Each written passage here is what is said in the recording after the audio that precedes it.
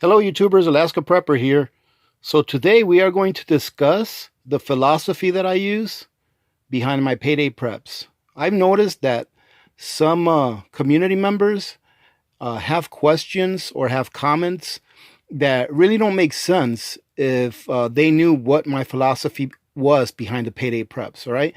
Now that's no one's fault. All right. Because we have a lot of new community members and I do have a lot of videos out there, and it's probably easier for me to go ahead and explain it so that all of the new community members can get a good understanding of why I do my payday preps the way that I do them.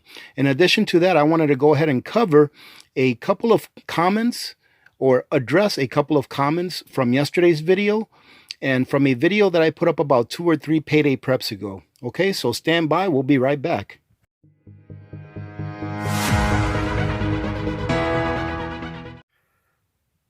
All right, ladies and gentlemen, we're going to go ahead and cover a couple of comments first. All right, the first comment was a comment in reference to the video I did yesterday about the Mainstay 3,600 calorie emergency food rations. All right, and I'm going to paraphrase the comment because I don't remember exactly what it was, but it was a community member that said that he or she left the link saying that on this video, this person explains the Mainstay emergency food ration a little bit better than you did. So I went ahead and watched the entire video, and what that person was saying pretty much is that this is garbage. I also saw another and he was saying that this is garbage because it doesn't really have any real food in it. All right, that yes, it does have some minerals and vitamins, and it's got fat, and it's got hydrogenated oil in it and stuff like that, but it's not really going to feed you and maintain a healthy diet if you eat this. Okay, another comment was something in the same regard, pretty much saying that this is just nothing but fat and bad calories. Okay, and ladies and gentlemen, if you watched my video, I think I mentioned it more than once, but I'm going to mention it again, okay? Because I want to make sure that everyone understands exactly how I feel about this product and why I feel that way. This is not food, as far as I'm concerned, all right? This is not real food. This is not meant to sustain life for a long period of time. That's why it is a 3-day meal bar, all right? It is a bar of nutrition that will keep you going, all right, for up to 3 days, depending on how many calories you're burning, so that you can either complete your mission, which in my case, if I ever had to use this bar, the mission that I would be trying to complete was to get home, all right, because I keep this, or I keep one of these now. I have to order 2 more, okay? I keep this in my truck.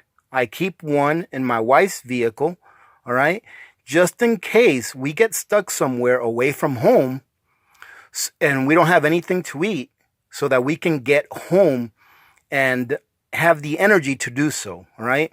But a lot, well, not a lot, but I've seen a few comments which pretty much said that this isn't real food, this has starch in it, this has flour in it, it's nothing but flour and sugar and fat. Yes, it's exactly what it is. It's flour, sugar, fat. It's got some corn syrup in it. It's got all these things in it. It's got 3,600 calories in this bar that will provide you energy, all right, in case you need it to either complete whatever mission you're needing to complete. In my case, it would be to get home. Okay, that is what this is intended for.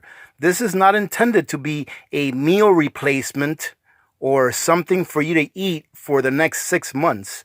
This is something to get you through a really tough time because you really need some nutrition and energy to keep you going. Okay, and another reason why I think this is a very good product, and if there is something else out there that's better than this, that will provide you with the calories, the carbohydrates, the protein, the vitamins and minerals that this provides you, and you can still store it in a car where it's going to get 110 degrees in the summer and it's going to get negative 45, negative 50 degrees in the winter and still be good after 5 years, please leave it in the comments. I would love to know what that is because I would purchase it.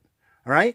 Especially if it tasted better than this, you know, and it had a lot better nutritional value than this. So one of the things that I've always, I can't really call it a pet peeve of mine, but I guess for a lack of a better word, one of my pet peeves is when someone says, this is garbage, right? But they don't back it up by saying, this is why it's garbage. And number two, this is what you can do better. You can do this instead. Okay. So if you have a criticism, I'm all for it. I love criticism because that's how we learn. But if you have a criticism of something, back it up by saying, instead of doing this, you should do this instead because it's much better and this is why it's better. Okay. The only other thing I can think of that would be an alternative to this would be a cold weather MRE. All right. However, not very many people can get their hands on these at a reasonable price. I think these things go for like $26 in Amazon for just one. Okay. Now, I've been lucky enough to be able to collect quite a few of these, all right, over the years that I've been here. However, not everyone can do that. All right. And in addition to that, this cold weather MRE, which has freeze-dried ingredients in it, all right, especially the entree. I like them so much because these come with a Mountain House entree, all right? And then it's got other items in there that if they get frozen, you can still eat them, all right, without having to really warm them up too much, all right? The entree needs to be rehydrated, obviously, because it's a Mountain House, all right? But it doesn't even have to be hot water to rehydrate an entree, right? So you can get nutrition. However, even this cold weather MRE, when stored in a setting where the temperature is going to fluctuate between 110, 115 degrees Fahrenheit, all the way down to -45, the life of this MRE, even though it's got a freeze-dried Mountain House, I can't see its life extending very far. Okay, I had never done an experiment on how long this would last under those conditions, but I can't see even freeze-dried food surviving very well under those extreme temperature fluctuations. So if you have a better recommendation as to what we can use to store in a car, all right, that doesn't take up a lot of room and that will have a long best by date or expiration date, whatever you want to call it, all right, let us know. Okay, let us know because I am more and happy and more and open to new recommendations, to things that I can try to show you guys what they're like. All right, so give me a second. We'll be right back. All right, ladies and gentlemen. So the second comment that we're addressing actually has to do with the main topic of this video. All right, what's the philosophy behind my payday preps? So someone commented on one of the payday preps that I did where I got all that pasta that was on sale. Actually, I think it was my last payday prep, but it may not have been. It may have been the one before that, where I got all that pasta and I got a few jars of grape jam. This person commented, that's really a lot of carbohydrates. And, and he pretty much said that that's nothing but carbohydrates there. Yes, that was nothing but carbohydrates on that payday prep. All right. I could argue against that by saying, not really. Look, you see this pasta right here? The wheat pasta, there's 9 grams of protein per serving, and there's 16 servings in this, 8 servings. So there's 72 grams of protein in that, all right? But even having said that, the logic, all right, behind doing the payday preps is twofold. Number one is that you can do it a little bit at a time, okay? A little bit at a time will get you all this. Trust me, ladies and gentlemen, as you can see, I opened up a can of cheese powder yesterday or the other day. No, not cheese powder. What was it? I think it was the butter. The butter, yeah.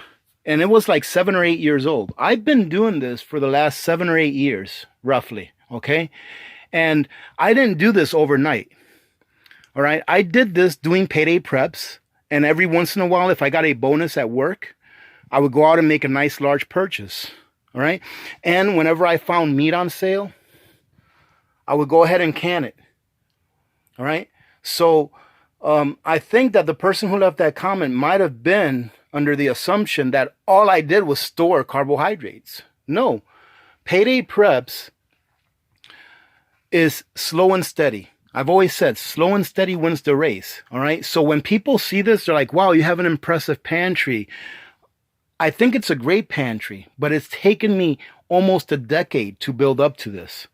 So for someone that sees this video for the first time and they see all this stuff, I don't want you to be discouraged by seeing this. This has taken me a very long time to build up to. All right. And that's how you do it, slow and steady. Now, if you have the funds to be able to go out there and buy $10,000 worth of food and store it up, good on you. That's great. But most people don't. Okay. So one of the things that I like to do with Payday Preps is, first of all, slow and steady wins the race. I know I've said that 1,000 times, but I'll say it again because it's true. Okay. But one of the things that I like to do is I like to buy whatever is on sale. During that Payday Prep, it just happens that pasta was on sale and that grape jam was on sale. I got a great deal for it. Does it mean that that's the only thing that I use or that I store? Absolutely not. Look at these. I got these when they were on sale for 25 cents a can. All right. I got this broth when it was on sale for, I think, 59 cents a can. Same thing with the beans. Same thing with the corn. That was part of my Payday Prep. Okay. Same thing with all of these Chef Boyardee cans back there. I got them when they were on sale. Same thing with these. Almost everything that you see here, I got on sale. For example, this Tang. This is normally here like $3. I got this for $1.20. And I got a whole bunch of them. And I think you guys saw me package some of those up in dry canning. I dry canned them in jars. Okay? So when you see that I do a Payday Prep and you see that I have a lot of one item, it's because that's the item that I'm storing away for that Payday Prep. Sometimes it makes more sense to get a lot of one thing if it's on sale than to try and go and get 7 or 8 or 9 different things and going to different stores and picking this up here and picking that up there. Now, if that works for you, that's fine. All right. There's nothing wrong with that. But when you see that I have, like, look at these coffees. I got a whole bunch of these coffees. Why? Because they just keep going up in price. And guess what? They've gone up in price again since the last time I bought these. All right. So if you see that I do a Payday Prep and you see a lot of one item, it's because that item was the best deal that I could find at that time. And I know that I'm going to use this pasta. This is my work. This is my I want to call midterm pantry. All right. I have a working pantry that's right off my kitchen. When we run out of something in that pantry, we come and get it from this pantry and we stock it in our working pantry. I like to call this my midterm pantry because there's enough food in here to last my family about 1 year. If the stores stop selling food tomorrow, we could live off of everything that's in here for a year, maybe more. Okay. So when you see that I've got 20 pounds of pasta, it doesn't mean that that's all we eat is pasta. All right. For example, like I said, take a look at this meat. I've got a whole bunch of meat here. And why do I have so much meat? Because when we got it, it was dirt cheap. All right. Let me go ahead and take you over to my freezer. Now, you may recognize some of the things in here from some of my Payday Preps as well. All right. That's all the beef that I got that was on sale for like $2 and change a piece. And I ended up vacuum sealing it. All right. There's a whole bunch of tortillas that I got that was on sale. They were like 50 cents per pack. All right. This is things that we use. All right. That will last in this freezer for a long time. And I got it on sale. All right. That's the logic behind my Payday Preps. Look at all this butter. Whenever I buy butter, it's because it's on sale. Right? I remember these right here. Let me see if I've got this one right here. I remember going to the market. There you go, $1.56 for a pound of butter. I remember going and I saw that little orange sticker and I was like, whoa, what's going on? Why is this butter on sale? I took a look at it. It was about a week or two away from expiring. There was like 9 of them, so I bought every one of them. All right? But, you know, it doesn't mean that I'm going to eat butter for the next week or that that's all that I eat. All right.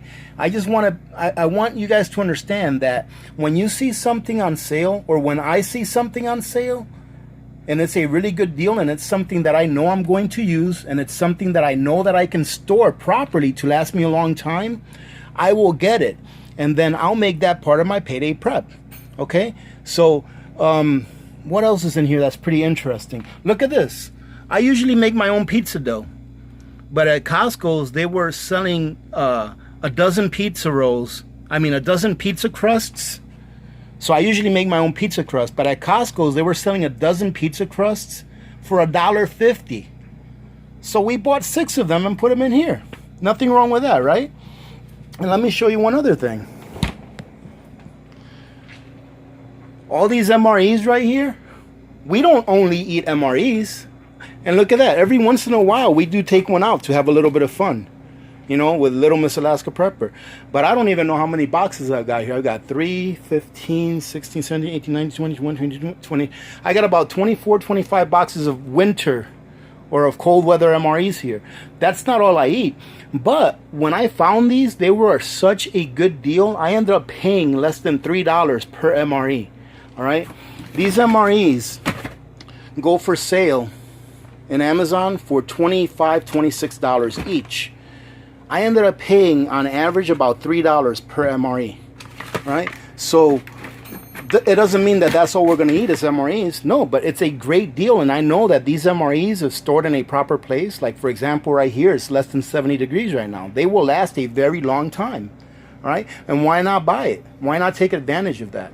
So that's why when I do payday preps, a lot of times you'll see that I get a lot of the same thing, because that's what just happened to be on sale or at a very good price at that time. All right, ladies and gentlemen, that's about it. I hope that I answered a lot of general questions that keep coming up. I'm going to go ahead and answer this question before it comes up. You see these jars that have tin foil wrapping around them? There's another one right here. Okay, that is on there because when I was moving to this house, I didn't want any sunlight to hit my jams and my marmalades, all right, or my meats. I had some meats that I wrapped up that I brought over here with me, so I wrapped them up in tin foil. That's the only reason why it's on there. Another thing that people are going to say that I've heard a lot is, I know, ladies and gentlemen, I need something to put in front of my product in case there are some tremors, all right, so that they won't fall off my shelf. I understand that. It's something that I do have to do. If something like that happens and they do fall off, bad on me for not heeding the call or heeding the message, all right? But yes, I do know that that is something that I have to do. I don't know what else to cover from in here. Oh, but I also have some MREs down there. Those are regular MREs though, all right? And I wanted to show you something as well. The temperature outside right now is about 76, 78 degrees. The temperature inside the house is about 70 degrees. And the temperature in here, if you can see, is 66 degrees. All right. So this room has been very, very good at maintaining a temperature below 70 degrees all year round. And it never gets below like 58 degrees. In the winter, when it's pretty chilly outside, or not chilly, pretty darn cold outside, all right, and we're running our heater and our house is averaging a temperature of like 64, 65 degrees, it'll get to like 58, 59 degrees in here, which is actually perfect. Okay, so I'm trying to look around and see if there's any perspective questions that you guys may ask. But if you do have questions, by all means, please go ahead and leave it in the comments. Let me go ahead and do a really quick show off of my pantry. Not really showing off, you know, to be, you know, to show off, but so that those of you that maybe haven't seen my pantry video can take a quick look. So up here, we've got some coffee and napkins, all right? And also we have some tea that's in food saver bags. This is my spice rack. So you see I have a lot of spices in here that I've dry canned, all right? As you can see, I've got coffee here, and I also have some meats back here that are my old meats, meaning that they're the ones that we're going to use next. So whenever we're going to use some meat, we go and grab some of these, or we do have another rack of meat that's right behind me, that's also meat that we are using first. So we know which meats to come and grab whenever we do grab one. As you can see, this here is where I have most of my fruits and vegetables that I have canned up, all right, that are not dehydrated or freeze dried. And as you can see, I have some miscellaneous things in there. These carrots right here are still delicious, and I canned them in 2012. All right, they're still really good. As you can see, I've got a lot of sweets and sugary stuff up here. Okay, and by the way, these cookies are delicious if you guys like cookies, all right? And you'll see that in some areas, I have jars of like meat that are stuffed back there that they're not easy to get to. And I did that for a reason. Is because if you guys remember me pressure canning that ground beef and the beef chunks and the pork that I pressure canned not too long ago, that's them, and that's my freshest meat that I've canned. So I don't want anyone making a mistake and grabbing those instead of grabbing the ones that have an older date on them. All right. And as you can see here, I just got canned goods. I've got some canned spaghetti sauce, which I've had for a while, which we got at an excellent deal. I remember getting, you know, these, let me see if I can grab one of these. Put it up here so you guys can see. These are the Del Monte spaghetti sauce, and they are 24-ounce cans. And we got these a few years back. They were 25 cents a piece, and they're still good. All right. So I remember saying in a video not too long ago that I was going to stop buying spaghetti sauce because making our own spaghetti sauce with the Oxen Farms tomato powder is much better than buying it. It takes a lot less room, and I personally think it's a lot tastier, all right, than the ones that come in a can. But we've had these for a while, and we're going to use these up before we use any more of the Oxen Farms tomato powder, all right, so we can make more room here, okay? Because one can of that Oxen Farms tomato powder will make about 3 times as much spaghetti sauce as you see there. And I've got a cup about 2 or 3 rows, and they're about 6 or 7 deep. All right. And this is some B&M bread. It's brown bread in a can. For those of you that may not know what this is, it is really good. I really like this bread. It's more of a treat than anything else. It's like a molasses bread. All right, we got sweet potato filling here, which these are really, really good. I love sweet potato. And of course, this is my butter in a can. These ones down here are the ones that came up dented from Amazon. All right, so I put them there so that we can use them up before we touch any of the butter that we have in the freezer. Okay, and as you can see, I've got some jams here.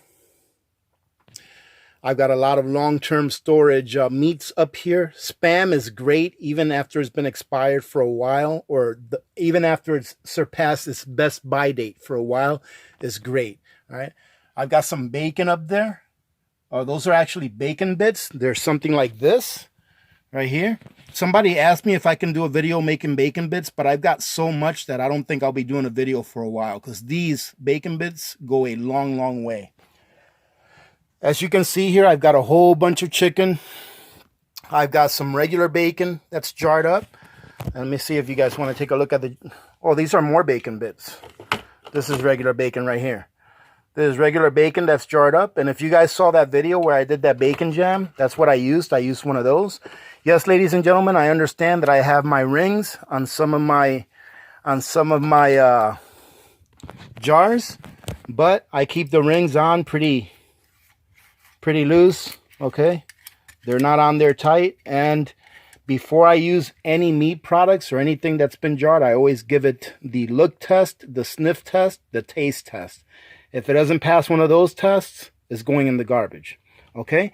So, but that's just how I do it. You don't have to do it that way. You guys have to do it in a way that you're comfortable with it. And then I've got a whole bunch of number 10 cans. I've got some entrees up there. I bought this TVP from Honeyville when I first started prepping.